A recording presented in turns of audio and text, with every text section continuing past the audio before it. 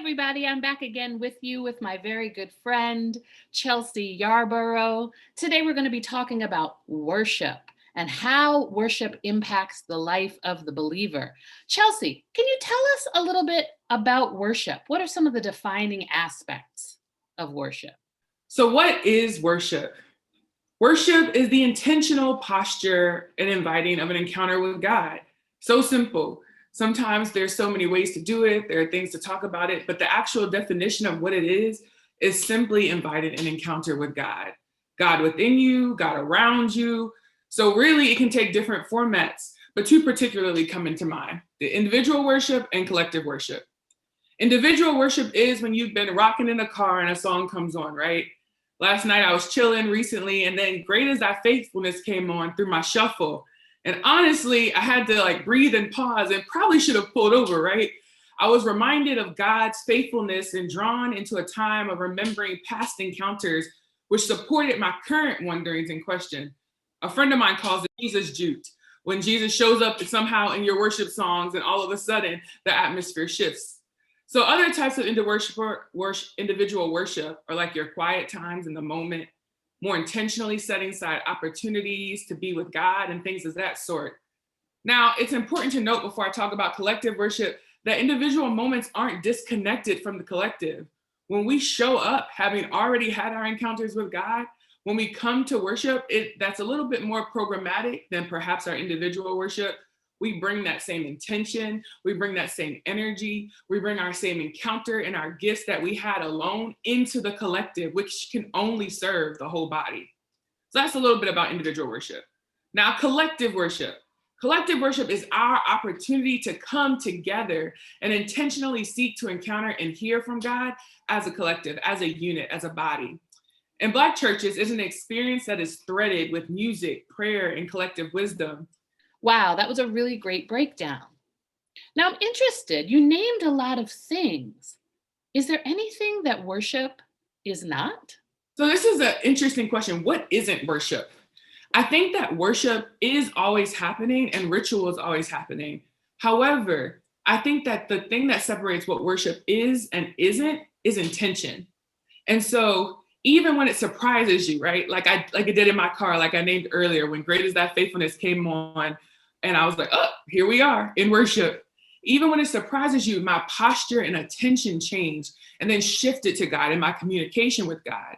And this is where I actually think worship differs from prayer. While prayer is a part of worship, they can be different in this way. Prayer, on the other hand, in my opinion, is everything we do because we're always communicating with God. And the gift of prayer is when we actually pause and listen for the answers to the way that we're communicating. So worship, I do think, requires a bit of an intention and a posture, whereas prayer is always happening. And our invitation is to listen for the answer and not just talk. What about ritual? What is the role of ritual in worship? So when we think about rituals, we're thinking about moments where we carve out something to represent something that's larger. So worship in its own self is a ritual, particularly the collective worship. So when we come together, for many of us is on Sunday mornings, right? So when we come together right now, whether it's on Zoom, whether it's spread out, however you're doing it, when we come together, we are carving out a particular moment where we're saying right now, we are attending ourselves to encountering God, to hearing from God, to acknowledging one another in this collective. But certainly that's not the only time we talk to God all week long. Certainly it's not the only time God shows up for us, even if we're not talking.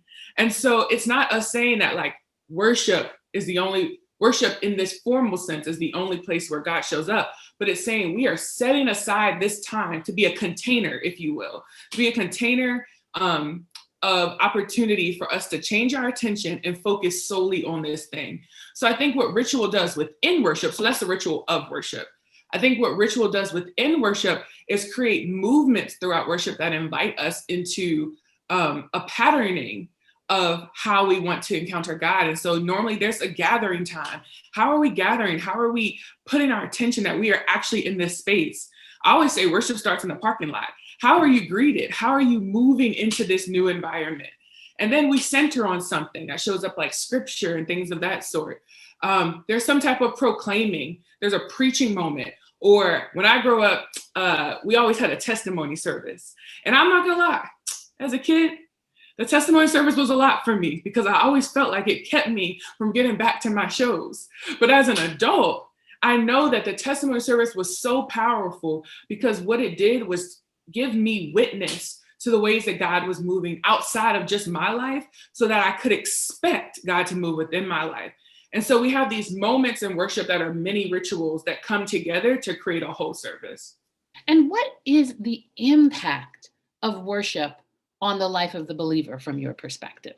The impact of worship on a believer, I think, at best is profound and necessary. And this takes me back to the conversation about it being individual and collective. I think that at best it's the both and. And sometimes, particularly right now, I think we live in kind of an either or world. Like I'm either just about my life and I encounter God on my own and, that's all I need, or I am so dependent on the collective that this idea of individual worship seems like, is that even worship at all? Like if there's no program, is it worship?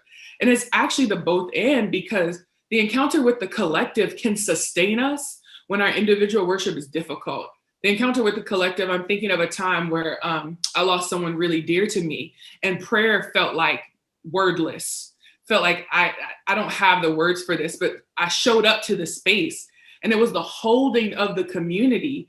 And it was the hearing of these songs that day, particularly, I was grateful, was a song where we ended up singing, was a day where we sang a lot of hymns. And I was reminded of the tension in Black traditions between lament and hope. And so it was in the collective, it was sitting in the depths of the spirituals. It was also knowing the wisdom and resilience of my ancestors as present within this collective that allowed for me to move forward and encounter God without a lot of my work. And so I think that the gift of worship, particularly when we come together, is an opportunity for us to remember, one, we're not alone in this journey because it's a lot going on out here and being alone is not super helpful. So we're not alone in this journey. Even if we're alone in our homes, you're not alone in this journey.